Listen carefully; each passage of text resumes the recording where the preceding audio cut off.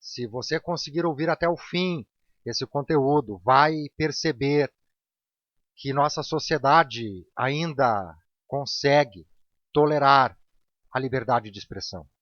Não sei por quanto tempo, pois a tendência para um futuro não muito distante é a exportação do modelo chinês de controle governamental para os países do Ocidente. A essa altura do campeonato, não é mais novidade para quase ninguém que o filósofo Olavo de Carvalho faleceu.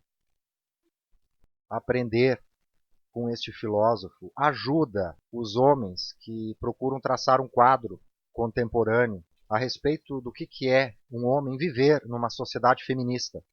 Embora Olavo de Carvalho não tratasse diretamente deste assunto, não era uma área específica dele, fazia mais a crítica política e de narrativa histórica, mas meter a red pill nos homens não foi nunca o objetivo do professor.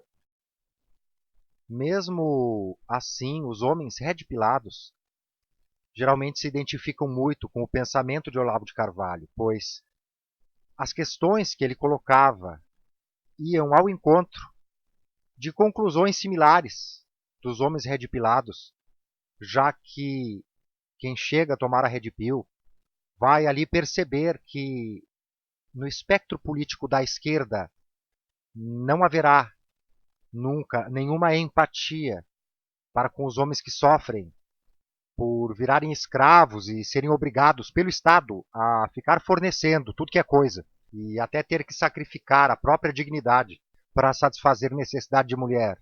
Por exemplo, quando ele ensina os pormenores de como funciona a mentalidade revolucionária, nós, homens, conseguimos tirar conclusões muito mais qualificadas de por que a situação perante o controle estatal está submetendo os homens a uma condição cada vez pior. Quando o incauto se vê numa situação de matrimônio, quer dizer, ele não tratava da red pill, mas o campo de atuação de seu pensamento na dimensão política da coisa sempre contribuía para situar o comportamento da esquerda política, que vai piorando cada vez mais esta situação.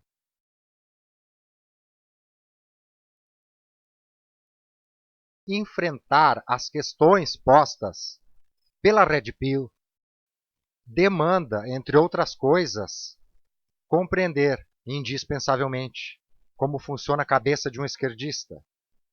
E o professor ensinava muito bem sobre a mentalidade revolucionária. Essa explicação ele deu muito bem, e a partir disso nós temos ferramentas para poder tratar dos nossos temas específicos. Com ares de quem está pedindo a aprovação do público, é um coitado. Um professor não fala assim. O professor às vezes dá bronca. Começamos por aí, né? Porque o príncipezinho não está aqui para agradar ninguém. Está aqui para meter a red pill. Toda a verdade nua e crua. Mesmo assim, é fato, isso eu vou provar agora para você. O professor já deu algumas boas pinceladas, não importando em quem vai doer. Uma das poucas vezes em que ele meteu a red pill é agora que eu vou mostrar para você. Preste atenção. Ó, a lei aqui é o seguinte: a mulher chega na delegacia e diz: ó, doutor, meu marido ameaçou de me bater. Imediatamente é emitida uma medida cautelar, o sujeito tem que se afastar da sua casa, continuar pagando todas as despesas, pensão que em geral chega a 80% do que ele ganha, não pode se aproximar da sua própria casa num raio de 2 quilômetros e só pode falar com os filhos 15 minutos por semana na hora prescrita pelo delegado. Daí o sujeito diz: mas doutor, não tenho direito à defesa?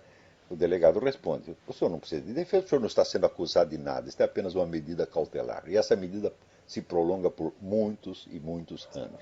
Ou seja, deram à mulher, quer dizer, o poder de praticar o crime contra os seus maridos, né? De reduzir o sujeito à miséria e à total humilhação, destruindo famílias e mais famílias. Aqui nos Estados Unidos, 50% das crianças vivem separadas de um dos pais, em geral do pai, não da mãe. Olha, ao longo de toda a minha vida eu nunca vi um marido explorar uma mulher, já vi muita mulher explorar um marido, isso eu já vi, tá certo?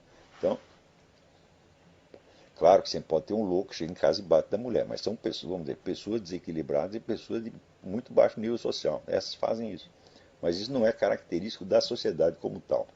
Termina a consagração completa do banditismo. Todas as pessoas acabam, né, adquirindo uma mentalidade criminosa. Quebra da própria ordem natural, quebra da lógica, quebra da estrutura da realidade. Você não está lidando com entes abstratos, você está lidando com pessoas reais numa situação histórica concreta e as suas ações terão consequências. Isso que você ouviu do professor Olavo de Carvalho jamais vai ouvir da boca oficial de um esquerdista. Só mesmo um pensador da direita brasileira tem a capacidade de dizer o óbvio, por mais verdadeiro e singela que seja essa verdade. Você, estudando com o professor, vai começando a entender, mesmo que ele não tenha este objetivo específico, mas você vai entender por que a esquerda e sua mentalidade expressa no jogo político é incapaz de prestar solidariedade, de demonstrar qualquer empatia para com os homens que são injustiçados. O fato é que o príncipezinho foi pego de surpresa às 7 da manhã do dia 25 de janeiro, com a notícia do falecimento do filósofo. Foi por meio de uma notificação recebida do Viking de óculos. E essa homenagem que ele fez continha a seguinte mensagem do filósofo. Presta atenção, quando a mulher diz, agora queremos o direito de trabalhar, fala, como o direito de trabalhar? O direito de trabalhar sempre tiveram. O que elas perderam foi o direito de não trabalhar. Porque antigamente, quando a mocinha casava, ela tinha todo o direito de ficar em casa, tá certo? E o marido tem a obrigação de sustentá-la. Isso foi perdido para sempre. Não importa quantos filhos a senhora tem, dona. Tem 10 filhos, 15 filhos, tá certo?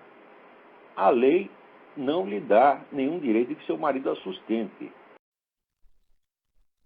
Eu estou aqui para dizer para você que esse tipo de crítica feita pelo professor não é procedente. Que, muito embora um sistema de leis não garanta para a mulher que ela seja sustentada pelo marido, como era antigamente, o sistema de normas, por sua vez, facilitou muito para a mulher que hoje está até numa condição muito mais cômoda do que antigamente para conseguir obter este sustento. Inclusive pilhar todo o patrimônio do marido ou companheiro, e para isso basta ter um filho.